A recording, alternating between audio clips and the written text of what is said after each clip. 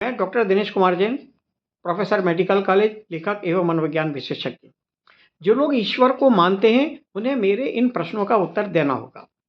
जो लोग ईश्वर को मानते हैं, उनमें 3 तरह की विचारधाराएँ हैं। एक तो वे लोग हैं, जिनका कहना ये है कि बिना ईश्वर की इच्छा के एक पत्ता भी नहीं खड़कता। मतलब एक पत्ता भी जब ही हिलता है, जब उसके पीछे ईश्वर की इच्छा होती है। इन लोगों के अनुसार हम कोई भी कार्य करते हैं, तो उसमें ईश्वर की इच्छा, ईश्वर की प्रेरणा रहती है। दूसरे वे लोग हैं जिनका कहना यह है कि हम कार्य अपनी इच्छा से करते हैं, समस्त जीव कार्य अपनी इच्छा से करते हैं, लेकिन उनको रिवार्ड देना है, इनाम देना है या सजा देना है, ये ईश्वर के हाथ में है। यदि कार्य अच्छे हैं तो ईश्वर इनाम देता है, और यदि कार्य गलत हैं तो ईश्वर उस बात की सजा देता है।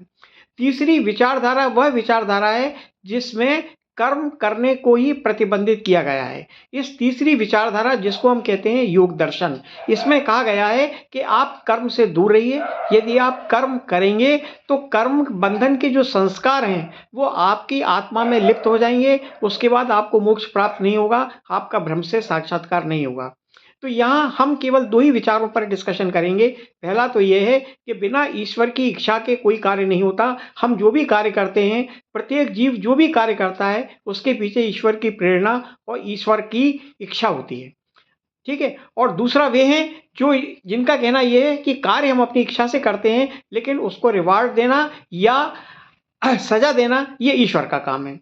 तो अब हम यहाँ पहली विचारधारा में आते हैं कि बिना ईश्वर की इच्छा के कोई कार्य होता ही नहीं है। तो यहाँ मेरे प्रश्न इस तरह से हैं कि जैसे मान लीजिए यदि आप बीमार होते हैं, तो यदि आप बीमार होते हैं तो इसमें ईश्वर की इच्छा है, और यदि ईश्वर की इच्छा है तो फिर हमें बीमारी का इलाज नहीं कराना चाहिए। तो यहाँ मेरा कहना यह है कि जो भी लोग ये मानते हैं कि बिना ईश्वर की इच्छा के कोई भी कार्य नहीं होता, तो उनको अपनी बीमारी का इलाज नहीं कराना चाहिए। ऐसा कई धार्मिक पुस्तकों में इस तरह से इस बात का उल्लेख भी है।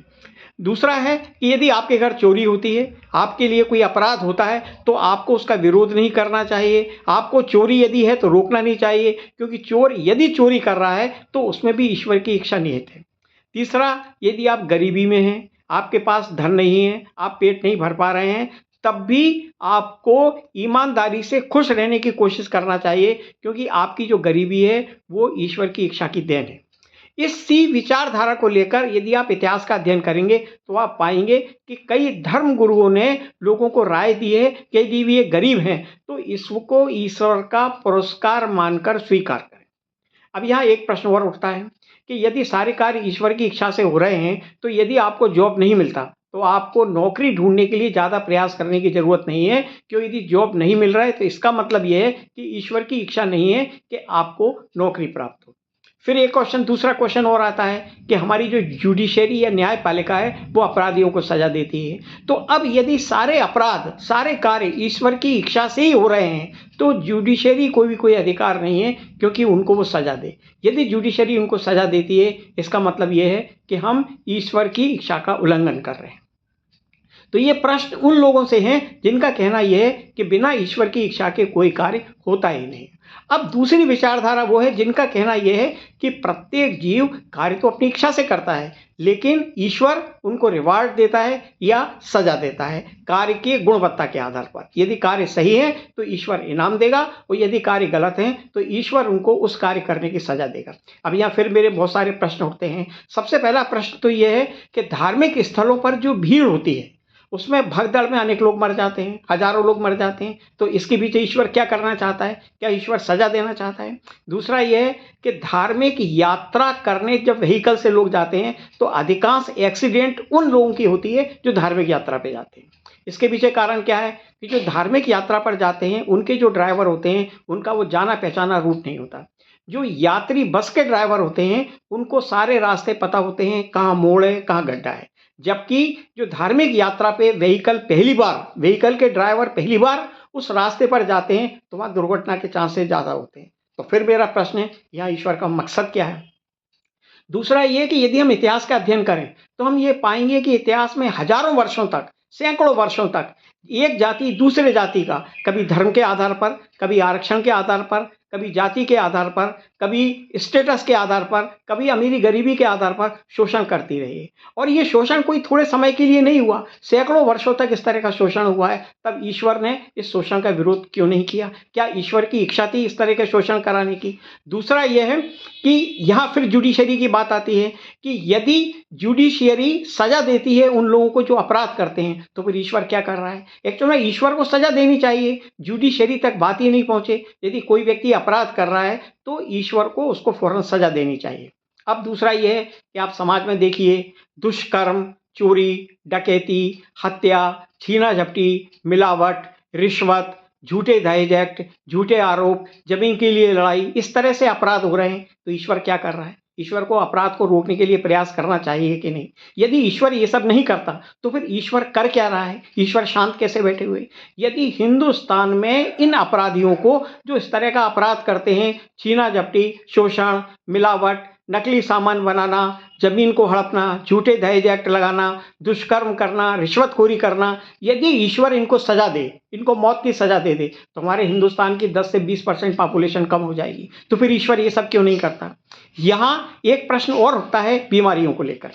आज बीमारियां काफ़ी नियंत्रण में हैं। 1900 से पहले हमारे देश में स्मॉल पॉक्स, कॉलरा, हैजा, मलेरिया, टीबी, लेप्रोसी, प्लेग, इनसे हजारों लाखों लोग मर जाते थे। आज नहीं मरते हैं। तो क्या हम ये मतलब निकालें कि पहले ईश्वर हमसे नाराज था, आज हमसे ईश्वर खुश है? जबकि सच ये है कि ये सब आधुनिक चिकित्सा विज्ञान के कारण हुआ है। आज भी यदि हम तुलना करें पश्चिम के देशों की स्वास्थ्य सुविधाओं से और भारत की स्वास्थ्य सुविधाओं से, हम ये पाएंगे कि आज भी भारत की तुलना में पश्चिम की स्वास्थ्य सुविधाएं बेहतर है। वहाँ आदमी की औसत उम्र ज़्यादा है, आदमी स्वस्थ है, वहाँ गर्भवती जो महिलाएं हैं उनकी मृत्यु कम है, शिशुओं की मृत्यु दर कम है, बीमारियां अच्छे से नियंत्रण में है। तो हम क्या ये माने कि ईश्वर भारत से नाराज है और पश्चिम के देशों से खुश है? अब यहाँ फिर एक दूसरा प्रश्न उठता है, राजनीतिक जो युद्ध हो रहे हैं, इस समय यूक्रेन और रूस का युद्ध हो रहा है, उसमें हजारों लाखों लोग मारे जा रहे हैं। सीरिया में गृह युद्ध है, वहाँ भी हजारों लोग मारे जा रहे हैं। अब प्रश्न उठता है कि उसमें निरपराध लोग भी मारे जा रहे हैं। अब जब निरपराध लोग भी मारे जा रहे हैं तो भाई यदि ईश्वर है तो ईश्वर कर क्या रहा है? ईश्वर को निरपराध लोगों को नहीं बचाना चाहिए? और इस तरह से जो हत्याएं होती हैं, इनमें जनमानस का अपराध क्या है? एक राजनीतिक निर्णय की वजह से हजारों लाखों लोगों की हत्याएं हो रही हैं। अब एक दूसरा प्रश्न फिर आता है कि भौगोलिक कारणों से जो मौतें होती हैं, जैसे कहीं बाढ़, भूकंप, तूफान, ज्वालामुखी विस्फोट, ये जो भौगोलिक कारणों से जो हत्याएं होती हैं, मरते हैं लोग, इसके पीछे ईश्वर की क्या मंशा है? और दूसरा ये है कि ये भौगोलिक कारण, इसके अलावा भी बहुत सारी दुर्घटनाएं होती हैं। कहीं रेल दुर्घटनाएं हो रही हैं, सड़क दुर्घटनाएं हो रही हैं, आदमी सड़क पर जाता है, गड्ढे में गिर के मर जाता है। तो इन दुर्घटनाओं के पीछे क्या ईश्वर की इच्छा है? और इन दुर्घटनाओं में जो सही लोग हैं, जिन्होंने हमेशा अच्छे काम किए हैं, उनकी मृत्यु भी हो जाती है। तो आप बताइए, इसमें ईश्वर क्या सिद्ध करना चाहता है? अब इसके बाद दूसरी चीज़ें आती हैं, जैसे होम्योपैथी का एक नियम है।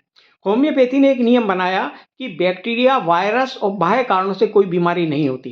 तो यहाँ होम्योपैथी के जो जनक है हेनीमन, उनका कहना यह था कि ईश्वर ऐसी गलती कर ही नहीं सकता कि पहले आदमी को बनाए और आदमी को बनाने के बाद फिर बैक्टीरिया और वायरस बनाए और फिर बैक्टीरिया से कहे कि तुम आदमी में बीमारी पैदा करो। तो होम्योपैथ के आविष्कारक हेनीमन ने यह माना कि ईश्वर यदि है तो वो कभी नहीं कहेगा, कभी नहीं मानेगा कि बैक्टीरिया से बीमारी हो, इसलिए क्योंकि ईश्वर है और ईश्वर ऐसा गलत काम कर ही नहीं सकता। लेकिन आज हम जानते हैं कि बैक्टीरिया से बीमारी होती है। इसका मतलब क्या है? इसका मतलब यह है कि ईश्वर ने क्रिएशन किया ही नहीं है, ईश्वर किसी तरह का नियंत्रण करता ही नहीं है। अब एक दूसरा प्रश्न और आता है कि ईश्वर यदि सर्वशक्तिशाली है और उसकी कोई रचना होगी, वो कमजोर कैसे हो सकती है? ईश्वर ने जब मानव को बनाया है, तो मैं एक सवाल पूछता हूं, जब ईश्वर ने मानव को बनाया है तो बैक्टीरिया जैसा छोटी सी चीज उसको कैसे मार सकती है? जरा सी दुर्घटना में कि सड़क पे गिरे और डेथ हो गई। तो ईश्वर यदि है और उसने कोई रचना की है, तो रचना भी इतनी मजबूत, इतनी बढ़िया, इतनी शक्तिशाली